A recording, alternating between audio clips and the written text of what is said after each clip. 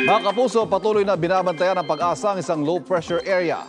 Huli itong namataan 770 kilometers east ng Butuan City, Agusan del Norte. Ayon sa Pag-asa, hanging habagat ang nakaapekto sa kanlurang bahagi ng Luzon at sa Visayas. Kaya asahan ang maulap na may kalat-kalat na pagulan. Trough ng LPA naman ang nagpapaulan sa Southern Luzon, Eastern Visayas at ilang bahagi ng Mindanao. Base sa datos sa Metro Weather, posibleng makaranas ang moderate to intense rain sa ilang bahagi ng Luzon. Light to moderate rain naman sa Metro Manila. May chance rin ng ulan sa Visayas at Mindanao, kaya maging alerto sa banta ng baha at pagguho ng lupa. Tuloy-tuloy ang isinasagawang Operation Bayanihan ng GMA Kapuso Foundation para sa mga kapuso nating naapektuhan ng bagyong Karina at Habagat. Nagtungo po ang GMA Kapuso Foundation sa 3 evacuation center sa Barangay San Andres sa Cainta, Rizal para maghatid ng mga relief goods, mga banig, pati ng mga kumot. Nasa state of calamity ang bayan ng Cainta. Bukas magkakaroon muli ng relief distribution sa Tumana, Marikina. Sa mga nais pong magpaabot ng tulong, maaaring magdeposito sa mga bank account ng GMA Kapuso Foundation o magpadala sa Cebuana Luwilier. Pwede rin online.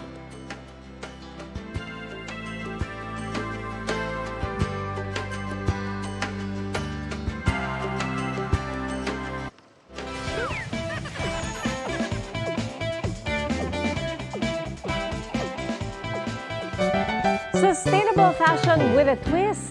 Ang ganap ng isang talented netizen mula sa Gensan. Ang Ukay Finds si Kim Ronolo may runway-ready transformation gamit lang ang kanyang gunting at sinulig. Ang kwento na ating bida, nagsimula ang kanyang hobby noong pandemic pero agaw pansin din ang kanyang personal assistant na si Mimong. Trending ngayon online at pinupusuan ng netizen sa mga Ukay transformation ni Kim.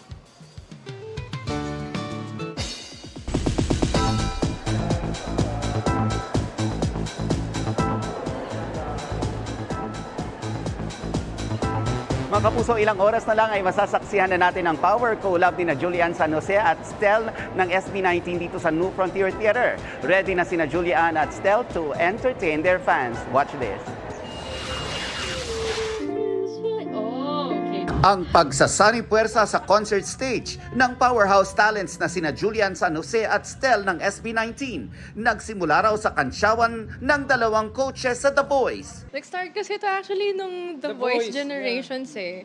Tapos nagkaroon ng isang part doon na basta nag-impromptu duet kami. And then, from then on, mayroon ng mga clamor o may clamor na sa amin na, sana mag-concert naman kayo. And then, now it's happening. Dahil magkaibigan ng dalawa, hindi raw naging mahirap ang palitan nila ng ideas para sa concert. Meron talaga yung natural na okay kayo together.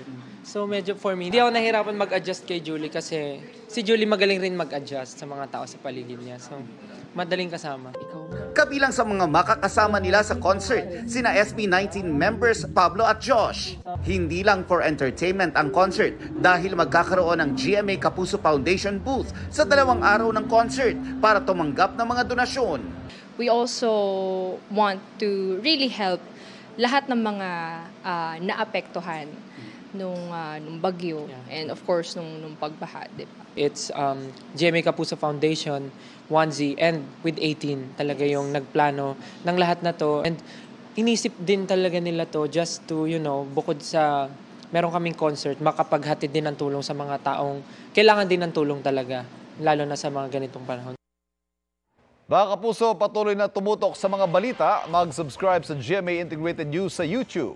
Sa mga kapuso abroad, samahan niyo kami sa GMA Pinoy TV at www.gmanews.tv.